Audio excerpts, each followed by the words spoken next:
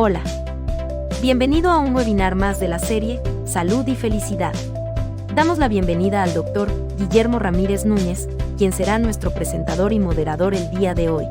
El Dr. Ramírez es actualmente director médico del Hospital Médica Campestre. Licenciado médico cirujano por la Universidad Michoacana de San Nicolás de Hidalgo, cuenta con un máster en cuidados paliativos por la Universidad de Barcelona y una maestría en Administración y Gestión de Servicios de Salud por la Universidad Cuauhtémoc. Es también doctor en Administración por la Universidad IEXPO. Muchas gracias por acompañarnos. Comenzamos nuestro webinar. ¿Qué tal? Muy buenas tardes. Bienvenidos a este jueves de webinar de la serie Salud y Felicidad que presenta el Hospital Médica Campestre. Con el gusto de saludarlos. Pues bueno, hoy 27 de enero del 2022, hoy conmemoramos el Día Mexicano del Nutriólogo y con este webinar reconocemos a todos los profesionales que cuidan el proceso de nutrición y alimentación en toda la población mexicana. Estamos por terminar el mes de enero y con ello muchos hemos dejado atrás los propósitos de año nuevo, de la dieta, del ejercicio y hemos caído en la tentación de las garnachas y sobre todo en el pecado de la vida. Entonces, pues justamente todavía hay tiempo de enrolarnos en el camino del bien y pues el día de hoy vamos a hablar sobre los alimentos que nos generan una vida saludable. Para eso tenemos a la licenciada Alicia Yolanda Garate Álvarez. La licenciada es licenciada en nutrición por la Universidad Iberoamericana. Tiene una maestría en nutrición clínica por la Universidad del Valle de Atemajac. Tiene un diplomado en obesidad. Es certificada por el Colegio Mexicano de Nutriólogos y justamente brinda atención en los consultorios de Médica Campestre. Licenciada, ¿cómo está? Muy buenas tardes. Bienvenida a este webinar. Como lo comenté hace un momento, pues algunos ya hemos caído en la tentación, en el pecado.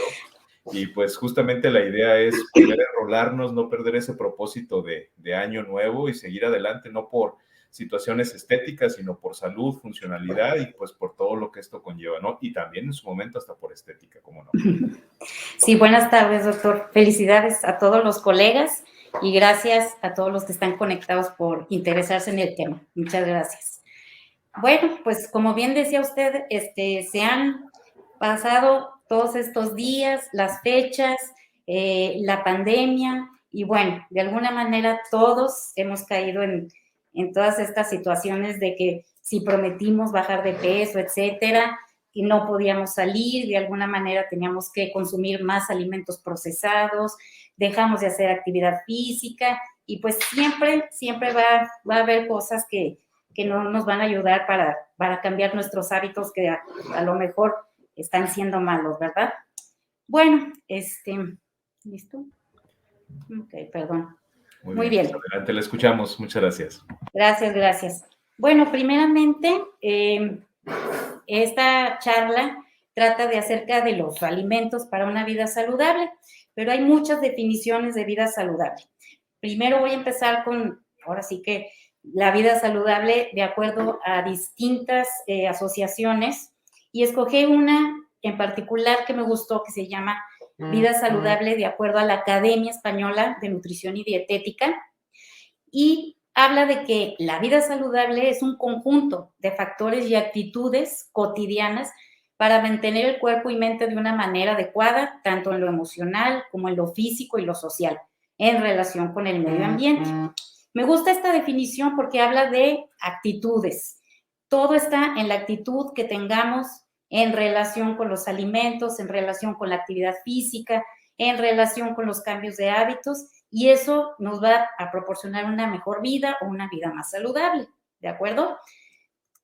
Bien, en la época ya de Hipócrates, que fue el padre de la medicina, se hablaba que la alimentación tenía muchísimo que ver con la salud. Él decía que tu alimento sea tu medicina y tu medicina tu alimento. Entonces ya se dejaba ver la relación tan importante que hay entre alimentos y salud, ¿de acuerdo? Bueno, antes que nada, quiero mencionarles que en cada diapositiva puse allí en letritas más pequeñas la bibliografía de cada diapositiva. Por lo tanto, si tienen el interés de adentrarse más en el tema específico de la diapositiva, pueden ahora sí que verificarlo en esas fuentes bibliográficas. Y pues, de todos modos, quiero hacerles mención que es muy importante cuando leemos una información, sobre todo en cuestiones médicas, en cuestiones de recomendación de alimentos, ver de dónde procede la información. Por lo tanto, es muy, muy importante que sea como una investigación basada en evidencias. Por lo tanto, hay que verificar si es realmente fidedigna la fuente. ¿De acuerdo? Vamos a empezar a hablar de 3 alimentos o 3 nutrimentos. ¿Por qué nutrimentos? Los nutrimentos están contenidos en los alimentos. Voy a hablar de 3 nutrimentos que son potencialmente peligrosos, pero quiero hacer hincapié aquí por qué son peligrosos.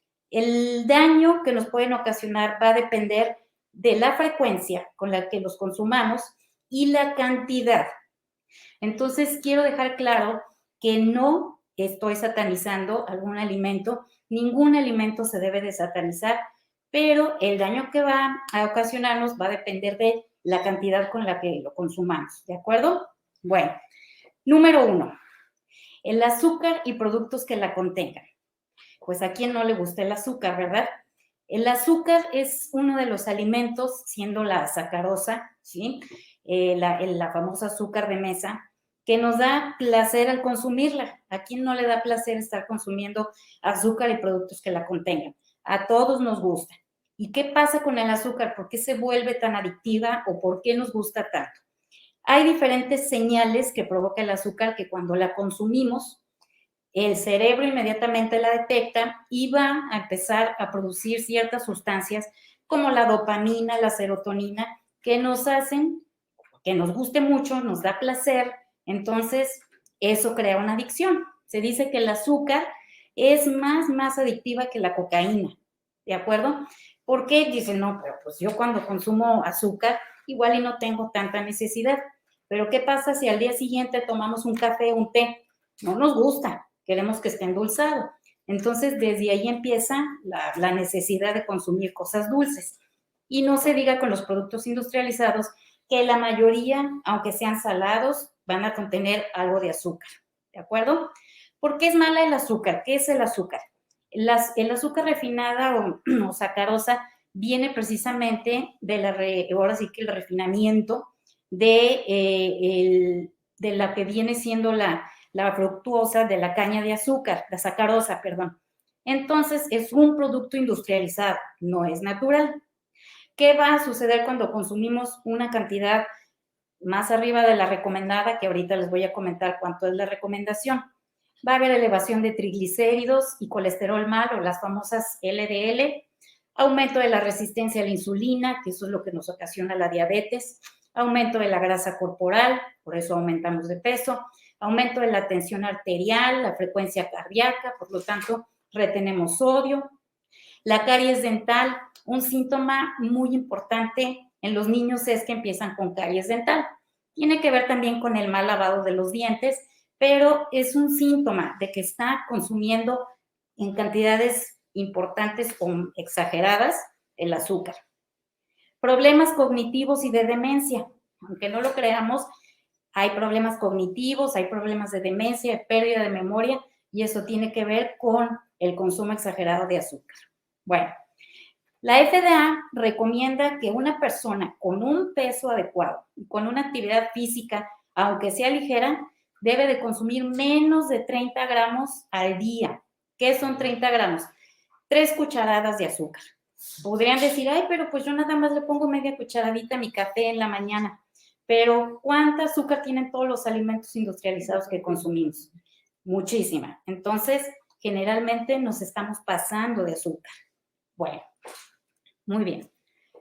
Alternativas del azúcar. Siempre decimos, ay, no debemos de consumir esto, y los nutriólogos prohibimos los alimentos. Pero ¿qué alternativas hay? Muy bien. Las alternativas del azúcar, pues son pocas. Siempre hablamos de los edulcorantes artificiales o de los edulcorantes no calóricos, y hay mucha controversia. Pudiéramos durar toda la tarde hablando de los edulcorantes no calóricos. La ingesta diaria de recomendación, la FDA, la Sociedad Europea para el Consumo de Alimentos, nos recomiendan ahorita 2 específicamente, ¿de acuerdo? Que es la sucralosa y el stevia o el steviol, ¿de acuerdo? La sucralosa es un alimento procesado, que quede claro, igual que el esteviol, que ya viene en polvo, en gel, viene como miel, etcétera, pero los dos son edulcorantes artificiales no calóricos, pero son procesados, ¿de acuerdo? ¿Y por qué los recomiendan? Si tienen, sabemos que unos provocan cáncer, que si sí, que si no, que si los deben de consumir las embarazadas, que si los niños está mal consumirlos. Aquí, ¿qué es lo que dicen los estudios? Los metaanálisis. Hay muchísimos estudios acerca de las alternativas del azúcar en los edulcorantes no calóricos. Número 1, ¿qué es la sucralosa? El famoso Splenda que fue así, le pusieron su propia marca. La sucralosa no se absorbe en el tracto gastrointestinal. De alguna manera se consume, nos da el sabor dulce, se absorbe solamente un 15% que se excreta a nivel de, ahora sí que en las vías urinarias, se excreta por los riñones y no tiene ningún problema, no produce cáncer, eso es lo que dicen los estudios hasta ahorita. No sabemos de aquí a 5 años si cambia ahora sí que los estudios que se hacen acerca de los edulcorantes artificiales. Entonces, la sucralosa no da calorías, es 600 veces más dulce que el azúcar, por lo tanto, se pueden consumir 1 gramo de sucralosa por kilo de peso. Esto vendría siendo más o menos por kilo de peso, vamos a suponer, si pesa una persona 70 kilos, pudiera consumir hasta 70 sobres al día. No es lo adecuado. ¿Por qué? Porque independientemente el Splenda o los azúcares no calóricos, de todos modos, los edulcorantes, perdón, nos van a dar esa señalización del cerebro por la necesidad de lo dulce. Entonces, no vamos a quitar el gusto por lo dulce y de todos modos son adictivos. Número 2, el Splenda o sucralosa no se recomienda porque se ha visto que destruye la microbiota a nivel del colon, por lo tanto, hay más producción de gases y destruir la flora bacteriana que es benéfica en el colon, pues tiene muchas consecuencias, ¿de acuerdo? Ahorita vamos a hablar de la flora intestinal más adelante. El stevia es el segundo que recomiendan. Al igual que el Splenda, se pueden consumir hasta más gramos al día. El stevia viene de una planta, ahora sí que natural, que es es parte del esteviol, es el que se obtiene de esta planta, y al ser procesada nos da un sabor también dulce, un poquito más amargo, resistente al calor, y de alguna manera no aporta calorías. Entonces también está recomendada por estas instituciones y al igual que el Splenda, no hay estudio que diga que provoque cáncer. Por lo tanto, puede ser una alternativa. ¿Qué sucede con los niños, con los diabéticos? Puede ser una buena alternativa. De alguna manera se ha visto que con los diabéticos disminuyen los niveles de azúcar, pero continúa esa señal al cerebro que si la consumimos, van a querer seguir comiendo cosas dulces, sobre todo productos industrializados. Entonces sí hay que tener cuidado.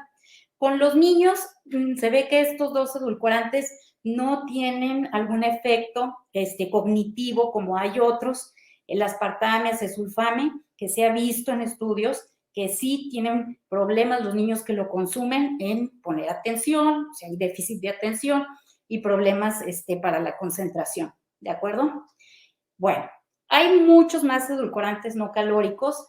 Puse estos dos porque son los que están de moda, son los que se utilizan más en los alimentos actualmente, pero hay que la sacarina, el ciclamato, por ejemplo, se utilizó hace años y se decía que producía cáncer de vejiga creo, pero luego refutaron el estudio, demandó la Pepsi-Cola, Coca-Cola, no recuerdo cuál era, y de alguna manera se empezó a utilizar de nuevo, después ya se retiró, no era muy recomendada, sobre todo por todo lo que se había quemado, entonces la quitaron y empezaron a meter otros edulcorantes, ¿de acuerdo? Pero de alguna manera, pues estos dos pudieran ser una alternativa. Bueno, Los aditivos y productos procesados. Número 2. ¿Qué alimento que no sea procesado no tiene aditivos? ¿Para qué son los aditivos? Los aditivos nos van a ayudar a tener unas propiedades organolépticas en los alimentos, nos van a mejorar la concentración, van a evitar que se contaminen, sirven como conservadores, de alguna manera nos van a dar un color, van a ser potencializadores de sabor y muchas cosas que van a beneficiar el proceso de producción de alimentos, ¿de acuerdo? Pero bueno, no son nada recomendables, no hay absolutamente un estudio que diga algún beneficio de los conservadores o los aditivos para productos procesados. Entre ellos, bueno, hay muchos, los benzoatos, los sulfatos sirven como conservadores, pero producen benceno, que es bien identificado que es cancerígeno. Los ciclamatos producen cáncer, hiperactividad, déficit de atención. Por ejemplo, la coca cero tiene ciclamato. Entonces, sabemos que es malo, que da cáncer de vejiga, pero no está todavía bien investigado eso. Pero problemas también hepáticos y neurodegenerativos. Los colorantes, el famoso amarillo 5, el rojo, nos dan cáncer. Son las famosas frituras, las papitas que comemos muy ricas. Lo que le damos a los niños, estos famosos chetos que pintan hasta los dedos, es puro colorante artificial y a lo largo pueden ocasionar cáncer. A lo mejor nos da cáncer en un futuro cuando tengamos 70 años y no supimos si fue la causa, ¿de acuerdo? Potenciadores de sabor como el glutamato, que nos provoca muerte celular, daño neurológico, también cáncer. Están todos los embutidos. ¿Quién no comemos embutidos todos los días? ¿De acuerdo? Entonces, los embutidos es un alimento altamente consumido por los mexicanos y de alguna manera es cancerígeno, ¿de acuerdo? Por ejemplo, en España, ¿cómo se consume de embutidos? Y es la primera causa del cáncer colorectal, ¿de acuerdo? Los alimentos transgénicos, ¿qué son los alimentos transgénicos? Son organismos genéticamente modificados. Esos nos van a dar alergias, hay resistencia a los antibióticos, entonces nos podemos volver resistentes a los medicamentos y dan toxicidad. ¿Qué pasa con los transgénicos? Los transgénicos son aquellos alimentos modificados. No sé si han visto las fresas hermosas en estas tiendas grandes o las uvas que están perfectas y de fotografía. Son alimentos transgénicos que están modificados y por lo tanto nos pueden dar muchas reacciones adversas, ¿de acuerdo? Bueno, ¿cuáles son las alternativas de los aditivos? Hay que procurar buscar alimentos envasados al vacío, liofilizados. Liofilizados quiere decir que los someten a muy bajas temperaturas, retiran el agua o son deshidratados. Hay que buscar conservas naturales como los vinagres, ¿de acuerdo? Las mismas azúcares de las frutas. Todas estas son alternativas de los aditivos. Colorantes naturales como el azafrán, extractos de frutas, verduras. Muchísimos alimentos están, ahora sí que tienen colores artificiales, pero de productos naturales. Las pectinas son conservadores, mismas azúcares de los mismos frutos. Alimentos locales. ¿Por qué alimentos locales? Si consumimos más bien de los mercados de la localidad, lo más probable es que no tengan no estén tan modificados genéticamente. Y alimentos orgánicos. Esta pues, pudiera ser una alternativa muy buena, pero son muy caros, desgraciadamente. Es muy caro el consumir alimentos orgánicos y pues es casi imposible, ¿de acuerdo? Por el elevado precio. Muy bien. 3. Las grasas saturadas y trans. Pues, ¿qué son las grasas saturadas y trans? Las grasas saturadas y trans, las grasas saturadas más bien son las que están incluidas en los alimentos como la carne, el huevo, la leche. Pues más que nada, la carne con grasa, la carne de cerdo, la carne de res, pero que tengan grasa, la yema de huevo específicamente y las leches, los lácteos que no están desgrasados. ¿De acuerdo? ¿Qué nos van a provocar las grasas saturadas? Al igual que las trans, ahorita les voy a decir cuáles son las trans, nos pueden provocar síndrome metabólico, que son todos estos padecimientos relacionados con la obesidad, la hipertensión, la resistencia a la insulina, que nos llevan a problemas como la diabetes y nos llevan a problemas también cardiovasculares o cerebrovasculares. El cáncer también tiene que ver y sobre todo con las grasas trans. ¿Qué alimentos tienen grasas trans? Todos los procesados, ¿de acuerdo? Entonces, las palomitas famosas de microondas tienen más grasas trans que cualquier otro alimento, ¿de acuerdo? Las margarinas, todo esto son alimentos que cuando son untables, cuando tienen una característica muy específica, quiere decir que han sido hidrogenados. Eso se llama grasas trans y son más peligrosas todavía que las grasas saturadas, que vienen de alimentos naturales, ¿de acuerdo? Muy bien.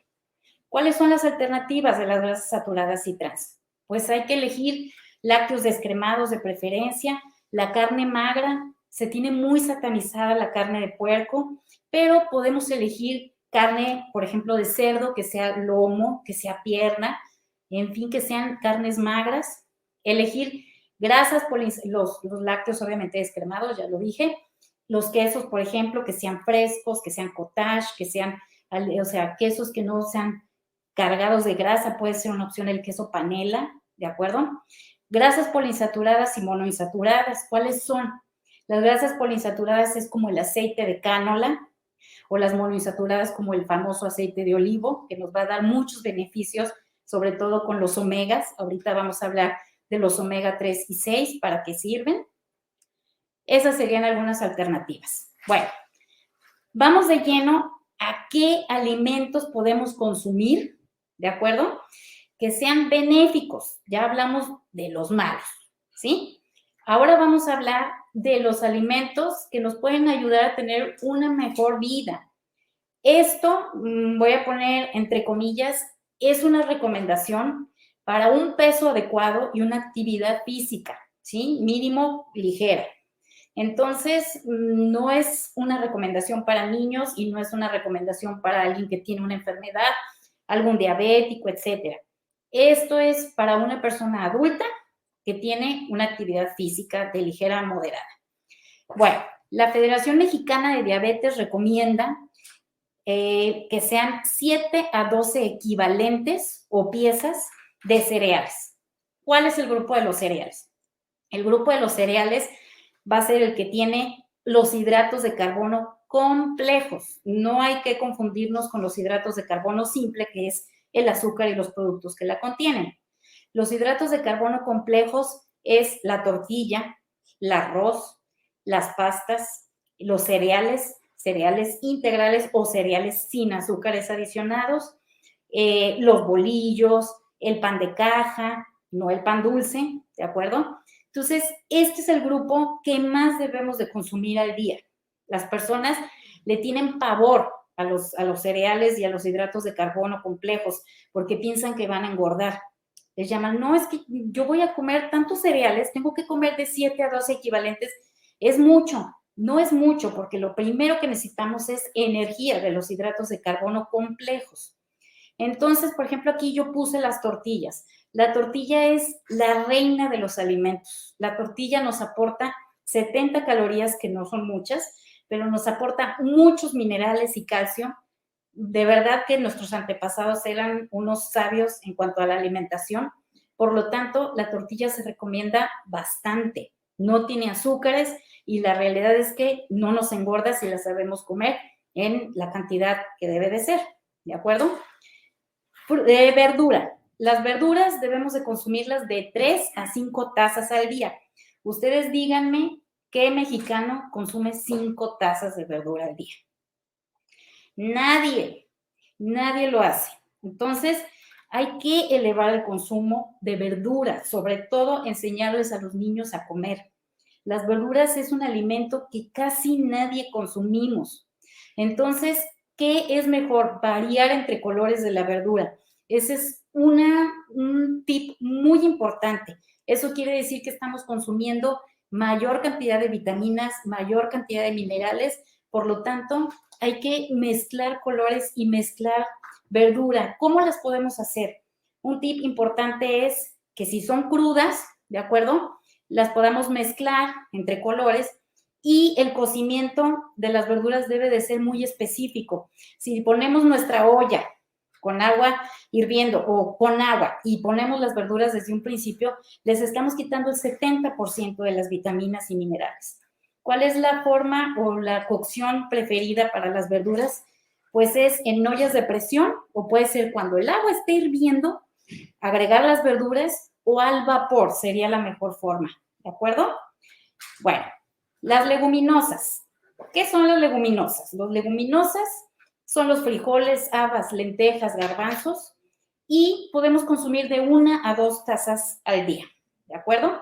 Las leguminosas son ricas en proteínas. Las proteínas, pues a lo mejor es una muy buena opción para las personas que no consumen productos de origen animal, pero las proteínas que contienen las leguminosas, para que me entiendan mejor, la proteína está formada de 20 aminoácidos. Cada aminoácido tiene su nombre y cada aminoácido tiene una función importante en el metabolismo. Entonces, ¿qué pasa? Si nosotros consumimos leguminosas porque no consumimos productos de origen animal, es una buena opción, pero no vamos a tener los 20 aminoácidos que nos proporciona, por ejemplo, la carne o las proteínas de alta calidad que nos dan los productos de origen animal. Por lo tanto, es una buena alternativa para las personas que no consumen carne. El problema es que no estamos completando los aminoácidos y necesitamos completarlos ¿cómo? Con cereales, ¿de acuerdo? Entonces, una persona que consume proteínas de origen vegetal, es muy importante que incluya los cereales como la tortilla, un taco de frijoles, es un excelente alimento porque completa los 20 aminoácidos, ¿de acuerdo? Entonces, allí estaríamos haciendo una proteína, o sea, estaríamos consumiendo una proteína de alta calidad. Frutas, tenemos que consumirlas de 2 a 4 piezas al día. Entonces, aquí, ¿qué sucede? Muchas de las veces los pacientes me dicen, no, pues es que yo ya me tomé mis equivalentes del día de fruta. ¿Y yo qué comió? Jugo en la mañana y ahí aventé las 4 naranjas. Pero no es lo recomendable. Número 1, porque no estamos consumiendo la fibra. Número 2, porque un jugo nos va a dar un índice glucémico alto. Y número 3, porque no estamos consumiendo la cantidad de, ¿cómo les diré? El morder la fruta nos da mayor plenitud al comerla, por lo tanto se deben de comer a mordidas las frutas y sobre todo, si se come la cáscara, pues incluir la cáscara. Muy bien. Los lácteos. ¿Qué grupos son los lácteos? Es la leche, el yogur, ¿de acuerdo? El queso entraría en los productos de origen animal, perdón. Ahorita lo vamos a ver. Podemos comer de 2 a 3 tazas de lácteos. Yo recomiendo, sobre todo en adultos, que sean desgrasados y sobre todo si tenemos antecedentes cardiovasculares o de diabetes en la familia. Si son niños, si están en sobrepeso o tienen antecedentes marcados de padre y madre con también problemas de colesterol o triglicéridos altos, sí pueden tomar leche desgrasada, ¿de acuerdo? Bien, vamos a seguir con los productos de origen animal. Podemos comer 2 a 3 equivalentes de productos de origen animal al día. Esto más o menos, ¿cuánto vendría siendo? Unos 90 gramos, una pieza mediana de carne. ¿Qué se recomienda?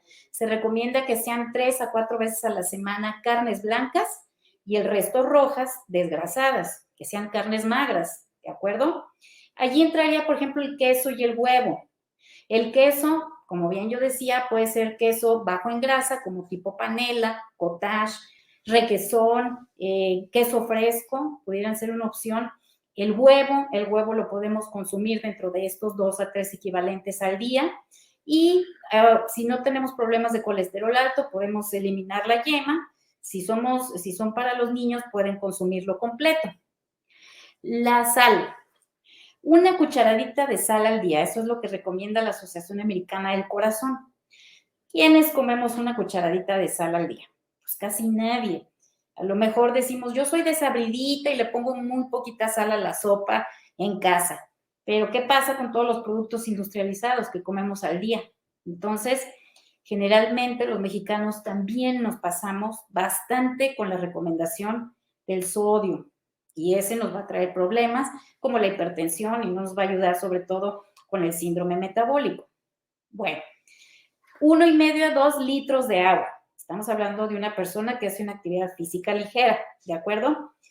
Pero es que no me gusta el agua ni a mis hijos. Bueno, pues hay que tratar de ver cómo podemos tomar el agua para no aburrirnos. Podemos hacer infusiones de agua, poner rebanadas de fruta, por ejemplo, de naranja, podemos poner menta, podemos poner hojitas de romero, jengibre, y el sabor de las infusiones en agua simple va a cambiar muchísimo. Es muy rica el agua infusionada.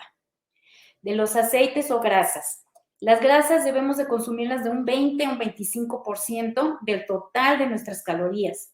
Entonces, hay que consumir grasas, pero grasas buenas. El aceite de olivo, el aceite para cocinar, por ejemplo, como bien decía yo, poliinsaturado como el de cánola, son unas buenas opciones. Otra buena opción es el aguacate. El aguacate no es una verdura, es una grasa, ¿de acuerdo? Las oleaginosas, semillas, nueces, cacahuates, todo esto pueden ser una buena opción y el equivalente sería unas 6 semillas al día, puede ser una buena opción. Bien. Muy bien. Nutrimentos específicos altamente, recomendables. ¿Cuáles vendrían siendo? Estos son 2 nutrimentos que en todos los, ahora en los congresos se habla mucho. ¿Qué son los prebióticos y qué son los omegas? Los prebióticos son alimentos o bacterias vivas. Todos nosotros en nuestras mucosas tenemos bacterias vivas que son benéficas, nos ayudan, no son bacterias patógenas. Por ejemplo, tenemos una flora bacteriana benéfica en los oídos, en el intestino, que es de lo que vamos a hablar, los hombres, las mujeres en la piel, todos tenemos bacterias benéficas, por lo tanto, ellas nos van a dar un equilibrio en el cuidado, sobre todo, hablando específicamente en el colon, nos van a ayudar al intercambio de hormonas, nos van a proteger de patógenos, nos van a dar una integridad en la mucosa intestinal, nos van a ayudar a sintetizar hormonas, absorber vitaminas, minerales. Por lo tanto, los beneficios son muchísimos. Hay muchos estudios acerca de los probióticos. Los probióticos pueden ser, por ejemplo, los yogurts. Hay ciertos alimentos que están cultivados o que se llaman cultivos, por ejemplo, los búlgaros, y los principales que son prebióticos. Eso quiere decir que nos van a ayudar a producir bacterias benéficas de la flora bacteriana, van a ser las frutas y las verduras y la fibra. Entonces, hay que consumir fibra. Ojo, existe la fibra soluble y existe la fibra insoluble. La fibra soluble se absorbe. Esa casi no nos va a dar bacilos o flora bacteriana. Pero la fibra insoluble, como la del trigo, la de todas estas alimentos que no son tan procesados, nos van a ayudar muchísimo para tener esta flora bacteriana en los niveles adecuados o en la cantidad adecuada. ¿De acuerdo? Los omegas también son un alimento muy, muy necesario. Nos lo van a dar las carnes frías, sobre todo pescados de agua fría como el salmón, los arenques, el atún, la chía en cantidades grandes. O sea, tenemos que consumir mucha chía para que lleguemos a los niveles, pero nos va a ayudar mucho. Bien, y ya para terminar, vamos a hablar de los superalimentos. Los superalimentos son alimentos que más que contener realmente el valor nutricional es más un producto de marketing. Entonces hay que tener cuidado de los beneficios que nos dan, porque en comparación de un superalimento con una verdura, puede que tengan lo mismo, pero como son exóticos y es producto del marketing, pues hay que revisar más bien si realmente contiene las cantidades que nos prometen. Entonces hay que tener mucho cuidado con los superalimentos que están muy de moda. Para finalizar, vamos a hablar y les voy a dar 3 tips básicos ya para finalizar. Número 1, reduce el 60% de los alimentos procesados que hay en casa. Es injusto decirle a los niños no agarres, ya comiste mucho. pero los tenemos en casa. Número 2, aumenta el consumo de fruta y verdura, que es lo que nos falta a los mexicanos. Y 3, mantén un equilibrio emocional en tu alimentación. No exagerar en que voy a abusar de los alimentos que no tienen calorías, que son sanos, de la fibra. Cuando abusamos de ellos es malo. El querer estar en un peso exageradamente delgado, eso es malo emocionalmente. Asimismo, la sobrealimentación, ¿de acuerdo? El exceso de peso, el exceso de consumo de grasas saturadas, el exceso de productos industrializados, no nos van a llevar al equilibrio y eso es lo que nos puede ocasionar un desbalance en la salud y en el bienestar de las personas. ¿De acuerdo? Pues gracias.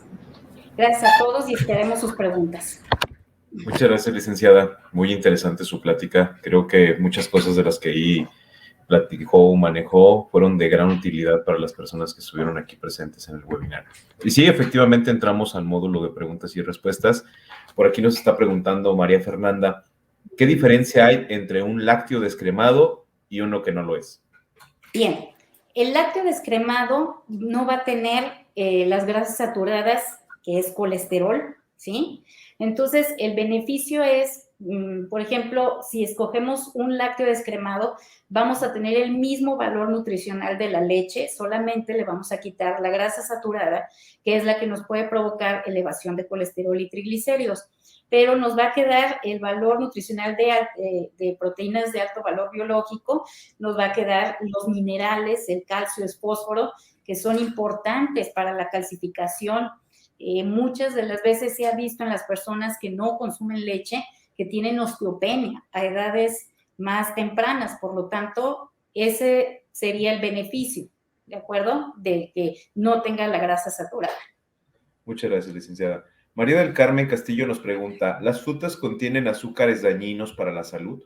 No, no son dañinos, pero pudiéramos, si nos pasamos de los equivalentes recomendados, ¿de acuerdo? Sí pudieran llegar a hacer un daño, sobre todo en las personas que tienen resistencia a la insulina. Por lo tanto, en pacientes que tienen resistencia a la insulina, también se debe de adecuar qué tantos equivalentes pueden tener de acuerdo a su peso y sus niveles de glucosa.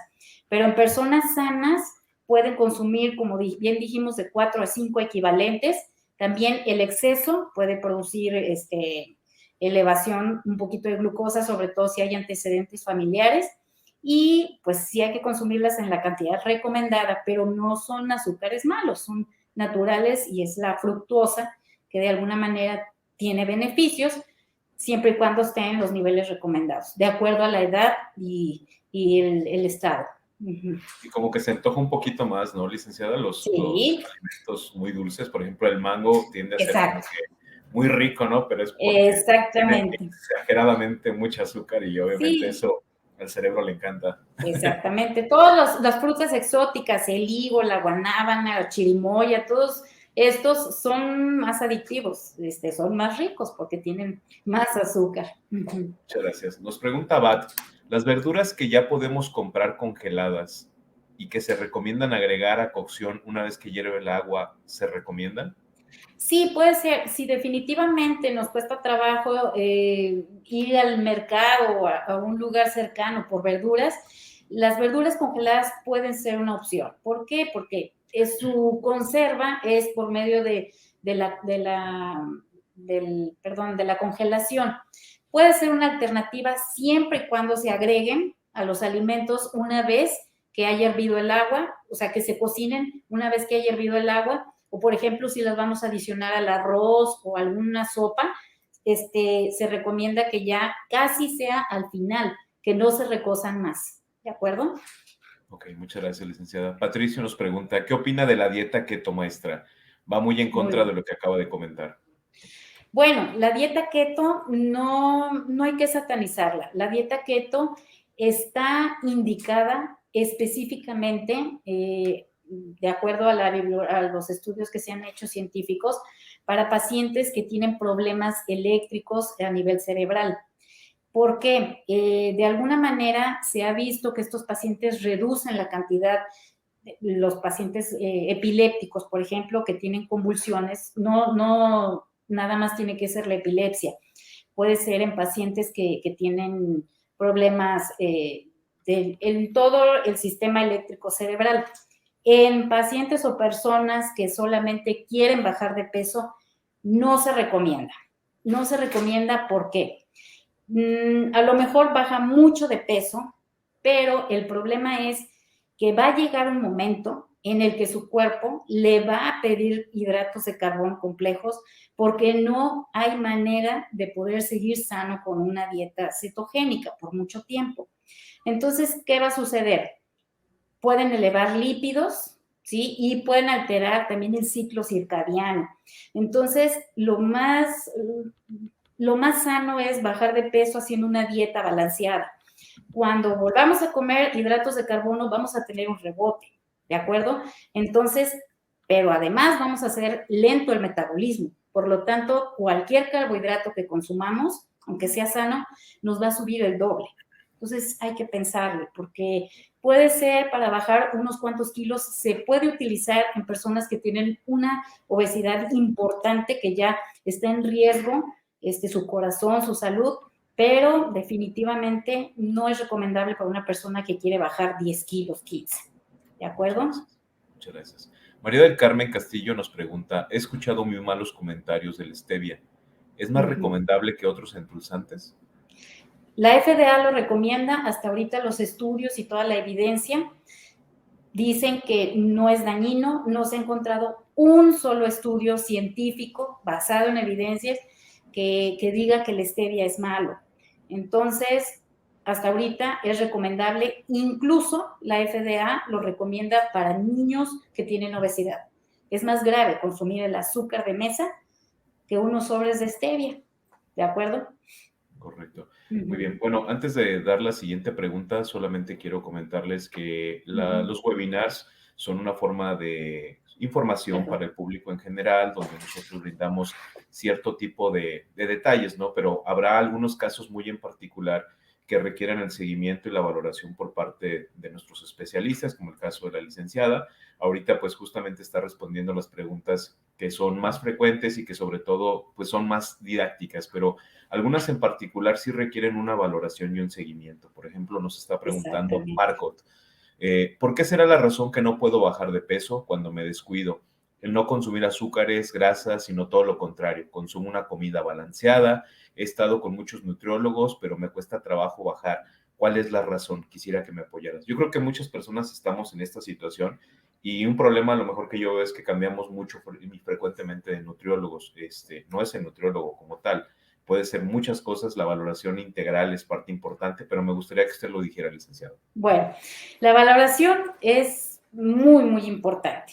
Primeramente, hay que descartar problemas médicos. No sé si, por ejemplo, quien pregunta se haya hecho exámenes de laboratorio, hay que verificar cómo están las hormonas tiroideas, hay que verificar muchas cosas en los laboratorios, hay que ver qué tan estable emocionalmente está. Aunque no lo crean, el estar emocionalmente estables nos ayuda mucho a que nuestro cuerpo no ponga tanta resistencia. Primeramente, hay que descartar los problemas médicos que pudiera tener. Número 2, hay que ver cómo ha sido el cálculo de sus kilocalorías, específicamente qué alimentos ha dejado de consumir, por qué está tan lento su metabolismo. Hay que investigar muchísimas cosas. No es nada más de un día a otro. Realmente hacía sus planes de alimentación como debiera. Realmente las kilocalorías que fueron calculadas eran las adecuadas para poder bajar 1,5 kg o 2 a la quincena. No se deben de bajar más kilos, porque eso nos provoca que el metabolismo se haga más lento. Entonces hay muchos puntos que hay que investigar de fondo y siempre pues hay que buscar a un especialista en obesidad. Entonces, que no se deprima. Yo creo que sí hay manera, pero hay que ver qué tanto también hacíamos las cosas, que también ahora sí que seguimos las indicaciones. Así es, muchísimas gracias, licenciada. Bueno, Susana nos está preguntando, muchos alimentos procesados contienen aceite de palma. ¿Qué opina del aceite de palma? El aceite de palma es un aceite, de alguna manera, que no aporta ni omega 3 ni omega 6. Es un aceite que solamente sirve pues como para cocinar, pero no hay mucho beneficio. Es un aceite barato, entonces se utiliza precisamente por lo mismo en muchos alimentos industrializados. De alguna manera, para cocinar yo no lo recomendaría, pero tampoco es que nos cause un daño específico, no es cancerígeno, simplemente pues muchos beneficios, no nos aporta muchos beneficios. Muchas gracias, licenciada. María Isabel nos pregunta, hola, buenas tardes, ¿la carne vegetariana puede suplir las carnes rojas? Bueno, la carne vegetariana, pues ¿de qué tipo? Hay el famoso, bueno, el tofu es otra, pero ¿cómo se llama este? Que es oriental. Bueno, existe la carne vegetariana, sé por dónde va, y hay una específicamente que contiene todos los aminoácidos, los 20 aminoácidos que yo les mencionaba, sí los contiene. No recuerdo el nombre, pero sobre todo hay que investigar qué tantos aminoácidos contiene. Si tiene los 20 aminoácidos y le falta la metionina, quiere decir que tenemos que incluir cereales. Entonces, nada más es cosa de que si queremos no consumir carne de origen animal, investiguemos cuántos aminoácidos tienen. Deben de ser 20 y eso va a hacer que sea un alimento de calidad en cuanto a la proteína. Muchas gracias. Susana Espinosa nos comenta, ¿qué alimentación es la recomendada en la menopausia para elevar la calcificación de los huesos y elevación de los estrógenos? Bueno, aquí hay muchos alimentos que elevan los estrógenos, sobre todo frutas, verduras, pero en cuanto al calcio, lo importante es, obviamente, los lácteos. Si no estamos acostumbrados a consumir lácteos, pues es muy difícil llegar a la cantidad de calcio requerida, pero lo más importante es consumir la vitamina D, ¿de acuerdo? Depende qué tanto sea la descalcificación. Si es una osteopenia, igual y con los alimentos y un suplemento de vitamina D podemos tener. Si ya es una osteoporosis, se recomienda más tomar calcio, ¿sí? O inyectarse calcio y siempre suplementarse de la vitamina D. Es importantísimo. Muchas gracias, licenciada. Por aquí ya se generó una polémica sobre los jugos de naranja. Sí. Bueno, al menos se acostumbraban nuestros papás, ¿no? En mi generación, Claro. llévate tu juguito para la escuela. Y nos pregunta María Guadalupe, ¿entonces no es recomendable tomar el jugo de naranja? Bueno, pues es muy rico, pero número 1, el jugo de naranja se oxida a los 5 minutos. Entonces, no vemos en los mercados los puestos que están los jugos desde las 8 de la mañana y a las 12 del día los vamos y los consumimos, no sirven para nada. Eso ya no va a tener un valor nutricional. Número 2, pues es como decir, necesito consumir calcio tantas unidades todos los días, tantos miligramos, y me tomo todo el pomo en la mañana. No se va a absorber igual. En diabéticos no se recomienda. ¿Por qué? Porque va a tener un índice glucémico alto, entonces lo vamos a tomar, nos va a dar energía 10 minutos, pero a los 10 minutos vamos a tener un bajón de glucosa. Entonces se recomienda la fruta a mordidas. ¿Qué mejor? ¿Por qué a la naranja me la hacen un lado y no nos la comemos a mordidas si tantos beneficios nos da comerla a mordidas? No sé. Sobre todo la fibra, ¿no? Exactamente, por la fibra. Muy bien. Rocío nos pregunta, ¿nos podría dar algunos ejemplos de prebióticos y de probióticos, por favor? Bien, buena pregunta. Los prebióticos son los que nos van a ayudar a formar la flora bacteriana. Fruta y verdura, la fibra insoluble. Aquí hay un problema con la fibra. Por ejemplo, todos conocemos esa marca de All Brand que nos da mucha fibra. Hay que tener cuidado. No se debe de consumir más de media taza, ¿de acuerdo? Entonces, lo que hay que consumir son prebióticos, la fruta, la verdura, ¿sí? Probióticos ya son los alimentos que tienen ya las bacterias vivas, como los yogurts, el kéfir, todas estas productos que ya tienen los bacilos vivos, digo, los probióticos vivos. Pero mientras comamos fruta y verdura, es suficiente con las cantidades que les mencioné para producir la flora bacteriana. Muchas gracias. Esta pregunta se me hace muy interesante y creo que es importante que la comentemos. Me imagino que hay muchas personas que están en la misma situación. Alejandra, al lactar hay más apetito. ¿Cómo controlarlo sin afectar la lactancia? Bien, hay que subir las calorías. El requerimiento de las personas que están lactando, de las mujeres que están lactando, es mayor que una mujer embarazada o que una persona que ya tuvo su bebé. Por lo tanto, hay que aumentar las kilocalorías. Se recomienda hacer 5 comidas al día, ¿sí? Podemos desayunar, hacer una colación y puede ser una colación más fuerte, comer, hacer una colación vespertina y cenar. Entonces, el requerimiento de las mujeres que están lactando es mucho mayor que las embarazadas. Debemos de comer más. Simplemente hay que aumentar los equivalentes, como yo les recomendé, pero todavía más para que sea mayor las calorías en el consumo. Muchas gracias, licenciada. Y por último nos pregunta María, ¿el consumo de arroz en qué porción es recomendable? Bueno, de eso va a depender si hay sobrepeso, depende de muchas cosas. Dijimos que, por ejemplo, hay que consumir de 6 a 12 equivalentes de cereales al día. Entonces, ahí hay que dividir, podemos comer tortillas, podemos comer bolillos. El arroz puede ser, el equivalente es una taza, ¿sí? Entonces, podemos consumir una taza perfectamente todos los días de arroz o de pastas, ¿sí? Muy bien, pues información muy importante, licenciada. La verdad es que es un tema, la alimentación siempre es un tema muy importante y sobre todo lo importante es aprender a comer, ¿no? Sí. Eso es lo más importante y cada uno de nosotros pues tiene requerimientos y necesidades totalmente diferentes. Y pues bueno, lo importante de estos webinars es precisamente conocerlo de primera mano de un experto, en este caso pues usted. Tenemos muchas preguntas que quedan aquí en el aire, que desafortunadamente por tiempo no podemos contestar. Ay, sí, qué triste. Pero sí me gustaría que usted nos dijera, licenciada, dónde la podemos localizar, dónde podemos consultarla, para que estas preguntas, unos regímenes alimenticios y justamente un seguimiento profesional, pues se puedan seguir por las personas que nos asistieron al webinar o recomendarle a alguna otra persona que lo requiera. Sí, con mucho gusto. Mire, estamos aquí en los consultorios Médica Campestre, es el consultorio 10. Estamos a sus órdenes, estamos todas las tardes, algunos días las mañanas y pues con gusto, todos los que tengan dudas, quieran algún régimen de alimentación para bajar de peso o sobre todo en algún padecimiento en específico, en eso tenemos la especialidad, por lo tanto podemos ayudar a quien sea con cualquier tipo de enfermedad y sobre todo para dar un tratamiento individualizado. Muy bien, licenciada. Pues antes que nada y antes de despedirnos, desearle un excelente día del nutriólogo. Muchas Le mando gracias. Un fuerte abrazo a usted y a todo el equipo de nutrición de Médica Campestre que hacen un excelente trabajo. Pues bueno, a nombre del Hospital Médica Campestre, licenciada, le vamos a entregar el presente reconocimiento. Pablo, a ver si nos apoyas. Muchas gracias.